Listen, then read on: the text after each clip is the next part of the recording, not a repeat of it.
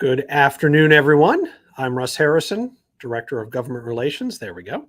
Director of Government Relations for IEEE-USA. This is our February 18th, 2022 legislative update.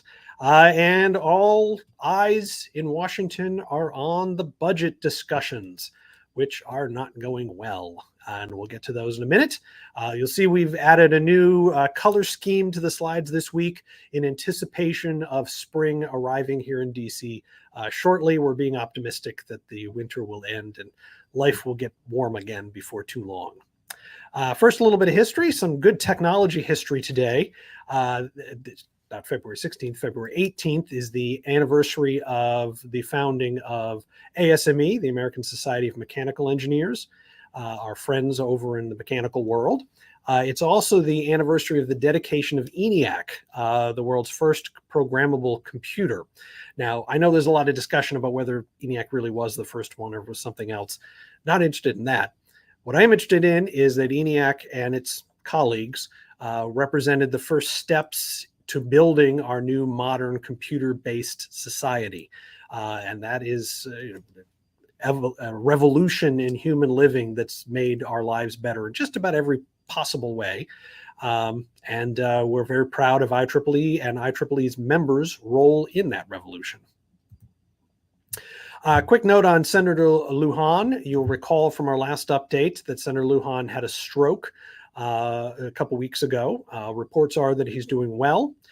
He made a public appearance. He actually filmed an online video where he talked about his condition and how he was doing.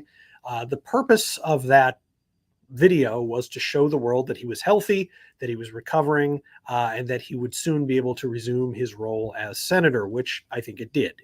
He did appear to be doing quite well in the video. However, he's still not expected back in DC until the middle to end of March. And that is mucking up most of the alleged, that's not preventing things from moving, but it is slowing a lot of things down because the Democrats now do not have a working majority in the Senate. So our current continuing resolution that is funding the government expires tomorrow, Friday at midnight. How very exciting. There's supposed to be a vote this afternoon, possibly right now, to extend that deadline to March 11th.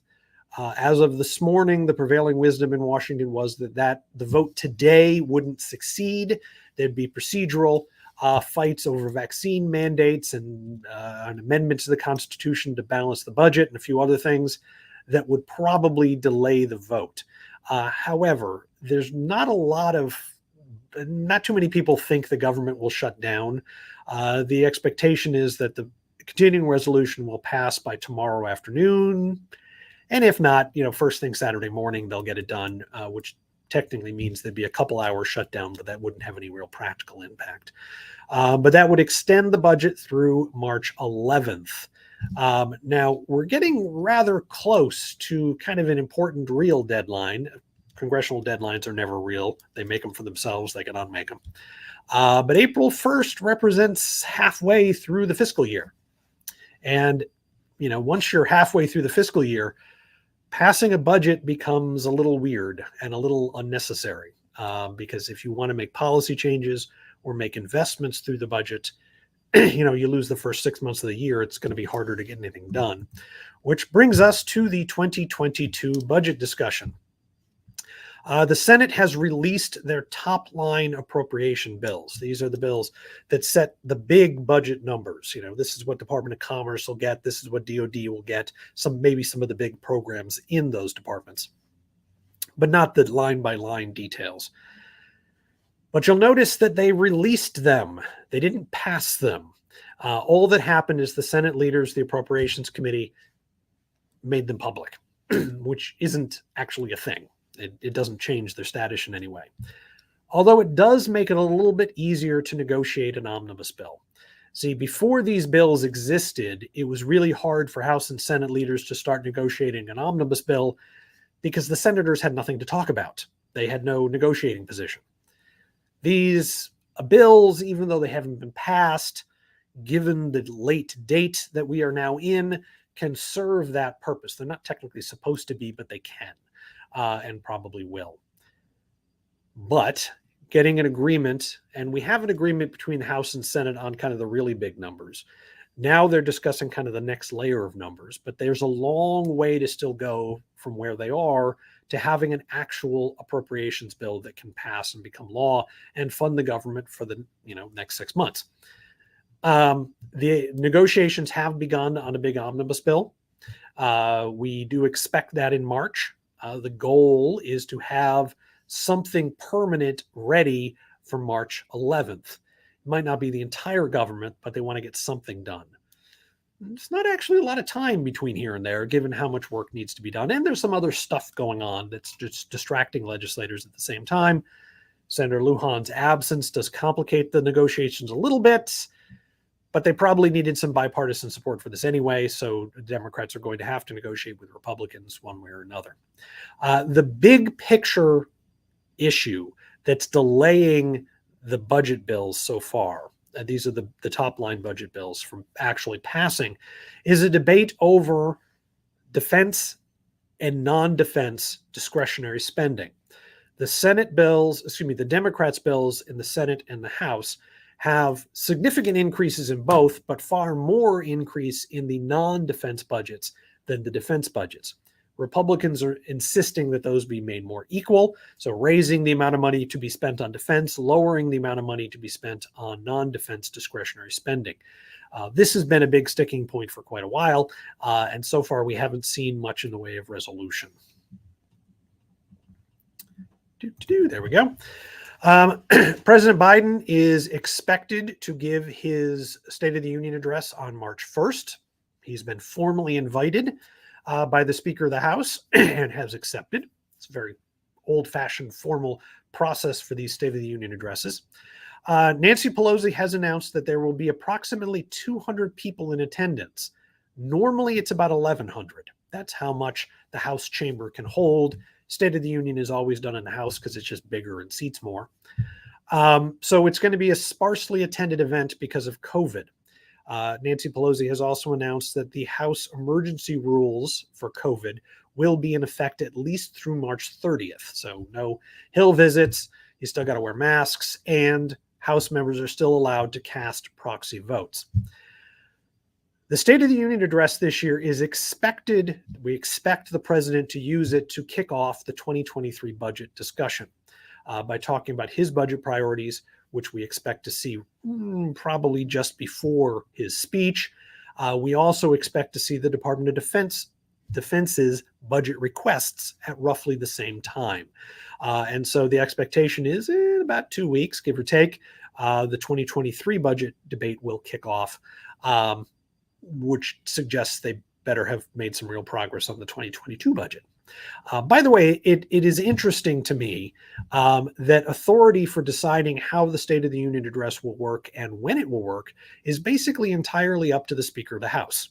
Nancy Pelosi, Speaker of the House, has basically complete control over the chamber, and the president has to politely ask to address it. Which I think is a nice reminder of our separation of powers. The President of the United States simply can't tell Congress what to do. And if the Speaker of the House says, no, you cannot come speak to us, that's it. You can't come speak to them. The President isn't allowed. And I think that is a nice feature of our separation of power-based government. IEEE-USA's big project for this, well, the last almost year at this point, is the Competes USICA bills. This is the old Endless Frontier Act in the Senate, Competes in the House. The two bills have both passed their chambers, and they are ready to be conferenced. That is, leaders of the two chambers and the two parties sitting down to negotiate a compromise between the two versions of the bill. Now, the bills don't have the same name, but that's not actually a requirement. The leaders of both chambers have decided that they're companion bills, so they're companion bills. That's just the way it works. No conferees have been named yet. We don't actually expect that for a little while before we see who's actually going to do the negotiating, although we can guess. Even though negotiations haven't started yet, the USICA Competes bills, and we need a name for them because that's hard to say, but the USICA Competes bill is considered in Washington one of the most likely non-essential bills to pass this year. It doesn't have to pass. And we don't expect many bills that don't have to pass between now and the end of the year. But this one might. It's broadly popular across the United States, across various parts of the United States, various demographic groups. And it is at least a little bit bipartisan. USICA passed the Senate with decent Republican support. And a compromise with the House could, in theory, attract at least a few Republican votes. And so it's bipartisan. It could be quite bipartisan, depending on what the final bill looks like. So it has a clear path to passage.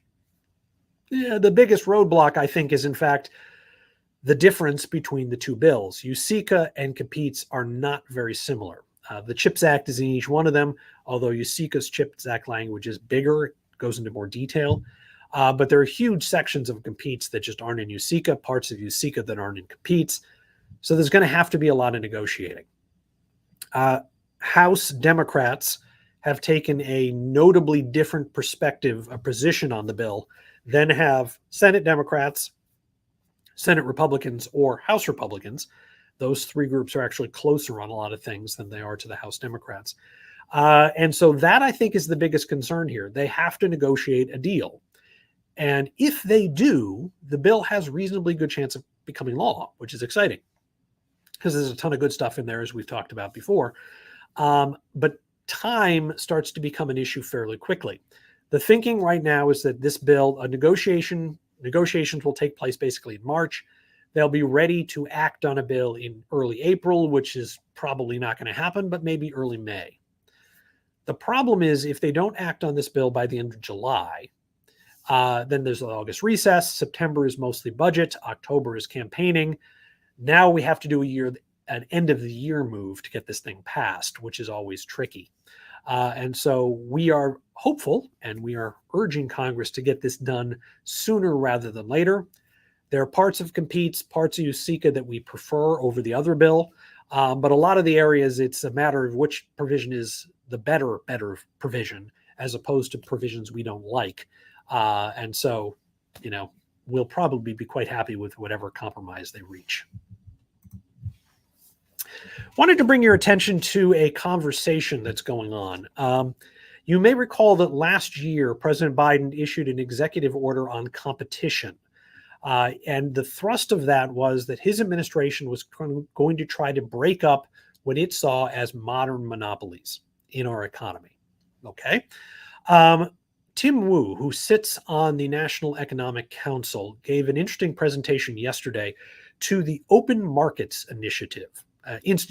Open Market Institute, when he talked about the difference between monopoly innovation and competition innovation.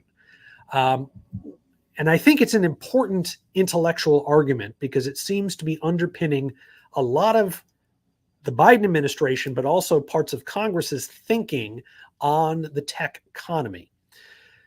Mr. Wu's basic argument was that we want a more innovative, more dynamic economy. And there's two different basic economic models on how to do that. There's monopolistic innovation or monopoly innovation, which suggests that you want very big companies. You want very big companies that can marshal resources and throw money at new ideas, which smaller companies can't do. And you want them working with the government to make sure they move in a productive way. Mr. Wu and apparently President Biden have decided that's the wrong way to do it. They prefer competition innovation. The idea here is we're going to take the big companies that are currently sucking the air out of the economy for innovation, break them up into smaller companies, allowing room in the economy for new companies to emerge with new ideas, new products, new technologies. Interestingly, he cited the American beer industry as an example of this, pointing out that not too long ago, beer production meant basically a dozen or so companies, and currently there are over 6,000 beer manufacturers in the United States. Point that out mostly for my friend Tom Coughlin, who gets very excited about these things. He also pointed out that DoD, Department of Defense, Department of Agriculture, a few other agencies have expressed concerns about monopolistic behavior in their segments of the economy, and that a number of major mergers have been called off recently, according to Mr. Wu, because in part of government opposition, although he didn't, for various reasons, didn't cite any in particular. Not that I'm suggesting that's not true. I'm just saying he didn't give any examples. This all dovetails very nicely with Senator Klobuchar's efforts on Capitol Hill to rein in specifically the tech companies, the big tech companies. And it's very clear, I mean, Mr. Wu was very careful to kind of equivocate on these things, but it's very clear the big tech companies, Microsoft, Google, Amazon, Apple, are in the crosshairs of the administration. Mr. Wu pointed out that the last time the government broke up major monopolies in an attempt to spur competition, he cited Boeing, IBM, and AT&T as 3 examples in that case. According to Mr. Wu, those efforts were wildly successful in unleashing innovation in our economy, and I know we can debate that. I'm just pointing out what the administration believes. But he thinks that basic model could work again to make America a more innovative country. It was a cool panel. Senator Klobuchar also spoke on the panel, and there's a link there on your screen if you would like to watch it. It's a little over an hour. But I think there's nothing inherently partisan about this approach. Now, the language Senator Klobuchar and Mr. Wu use to talk about their ideas is in fact partisan, but the basic concept is not. And some Republicans in the Senate in particular have expressed support for the basic idea.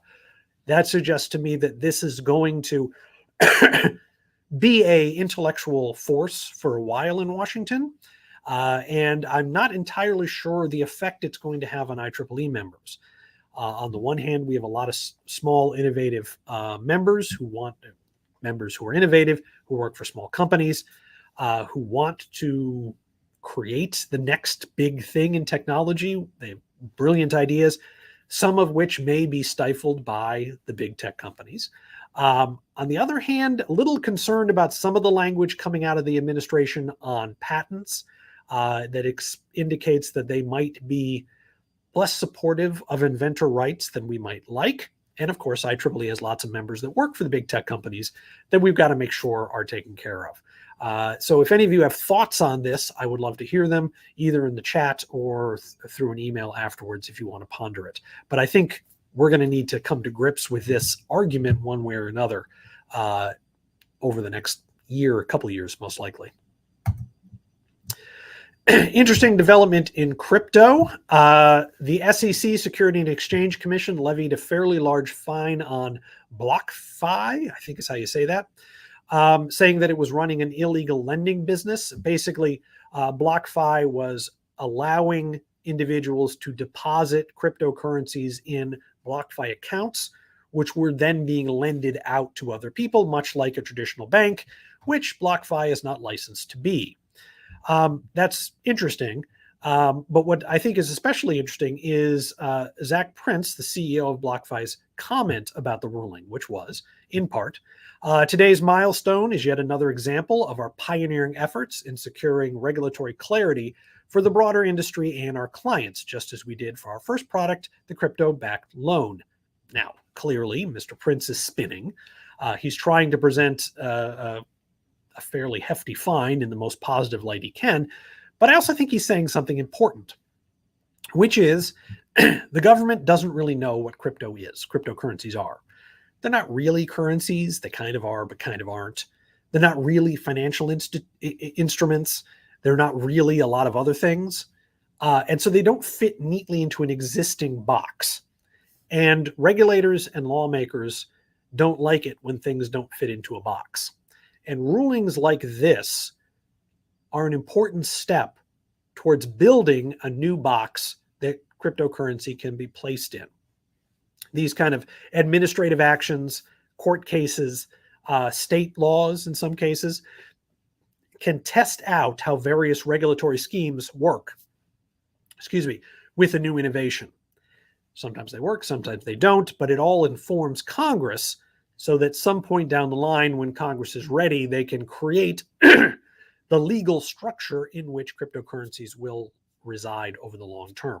So I do think this ruling is important in starting to build, as Mr. Prince said, the regulatory clarity that cryptocurrency is going to need in the future. Quick note on leadership changes at the highest levels in the science world. As many of you heard, Dr. Eric Lander, the director of OSTP and President Biden's science advisor, resigned last week. The president moved very quickly to name his replacements. Dr. Alondra Nelson will become the acting director of OSTP, and Dr. Francis Collins will become the acting science advisor to the president and chair of PCAST, the president's advisory panel on science and technology. Two things to note about this. First of all, that President Biden announced with great fanfare last January that he was placing these three, it's really two positions, together in one person, in Dr. Eric Lander, and then placing Dr. Lander on his cabinet. The president has decided to break the positions back up again, which suggests that OSTP will kind of recede in importance in the White House. Now, these are acting positions. It's not too surprising that he picked a couple of people to be acting director. We don't expect a permanent director to be able to take a position at OSTP until probably April, May-ish. It just takes a little while to get the nomination and to get it through the Senate confirmation process. So we're glad that the president announced people quickly so that the work of the organization could continue. But the fact that they're being broken up does suggest that OSTP might play a less prominent role in the administration moving forward. Dr. Collins' appointment is important because he was the former director of the National Institute of Health, and the president specifically noted his ability to lead the president's cancer research moonshot, which is not a moonshot, but that's not the point, suggesting that more emphasis will be placed on medical research than perhaps some other forms of research. So we'll see about this moving forward. The most prominent reason these two individuals were picked for these positions, frankly, is that they were convenient. They were already in the administration. They were already at OSTP. And so it was easy to put them into a new role and allow them to get to work, which is a big deal, actually, because taking someone from outside would have taken a long time. And we didn't want that. But we'll wait with great expectation to see how the president fills these positions on a more permanent basis. Want to remind all of you that the IEEE-USA Congressional Visits Day will be April 5th and 6th this year.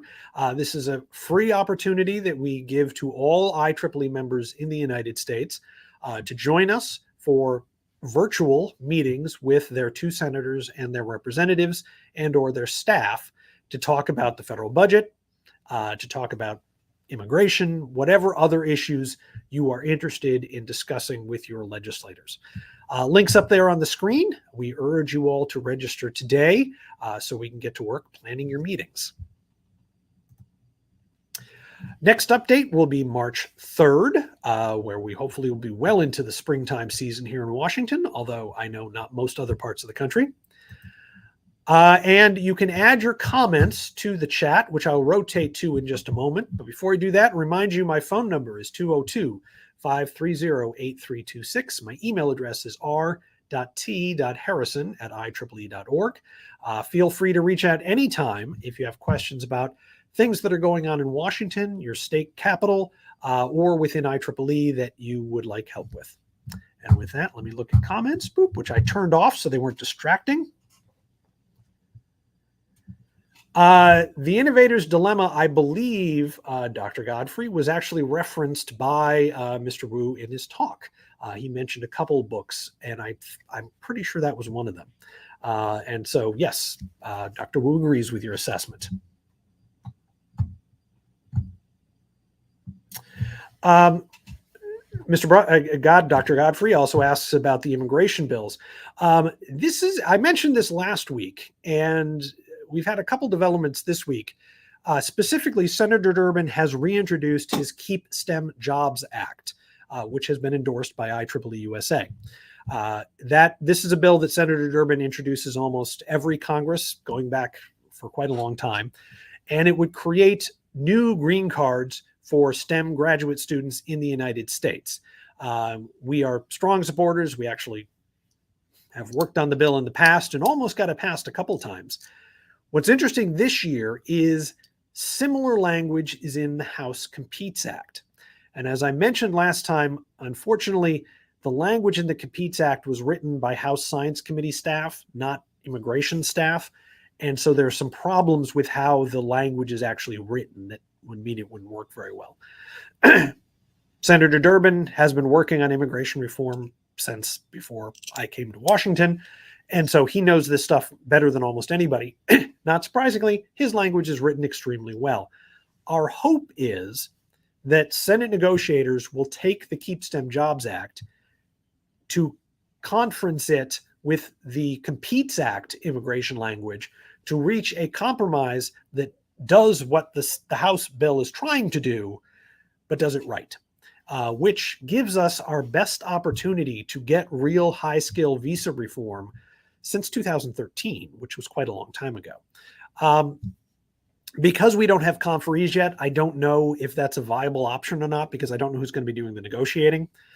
We are working with Senate leaders to start with to encourage them to go down this path. Technically, conferees are not supposed to take extraneous legislation and add it in, but since it's in the House version, there's a way they could get away with it. And of course, as legislators, they can do anything they want, more or less. But it is a bit of a stretch, but we are cautiously optimistic that we might actually get a path for high-skill immigration reform at some point later this year. Fingers crossed. Those of you who are interested in this should give me a call so we can put you in touch with your legislators so you can make the pitch as well as IEEE-USA. Okay, I do not see other questions. As always, feel free to reach out by phone or by email if something comes up in the next 2 weeks. And until then, I hope you enjoy the tail end of winter. And I look forward to speaking with you all again on March 3rd. Have a good afternoon.